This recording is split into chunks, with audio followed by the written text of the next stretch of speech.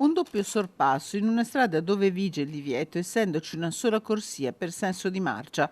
Potrebbe essere questa la causa dell'incidente avvenuto alle 7:45 lungo la strada regionale 308 del Santo. 3 i feriti trasportati in codice giallo a Padova e Camposampiero, 5 i veicoli coinvolti, 3 auto, una delle quali finita in un fossato, una moto e un mezzo pesante. Secondo la prima ricostruzione degli agenti della polizia locale e della Federazione del Campo Sampierese, lo scontro sarebbe partito dal primo sorpasso di questa utilitaria condotta da una 29enne di Castelfranco Veneto, finita prima contro la Tiguan carambolata nel fossato, poi contro la moto che si è infilata sotto un mezzo pesante.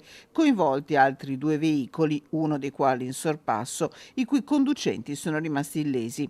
Feriti invece la 29enne, il conducente dell'auto finita nel fossato e il motociclista. Sulla strada è stato subito il caos. Per permettere i rilievi la strada regionale 308 è stata chiusa tra Cadoneghe e Campodarsego per oltre 3 ore e riaperta poco prima di mezzogiorno, lunghe le code formatesi in una delle arterie più trafficate del Veneto, arrivate fino al casello di Padova Est.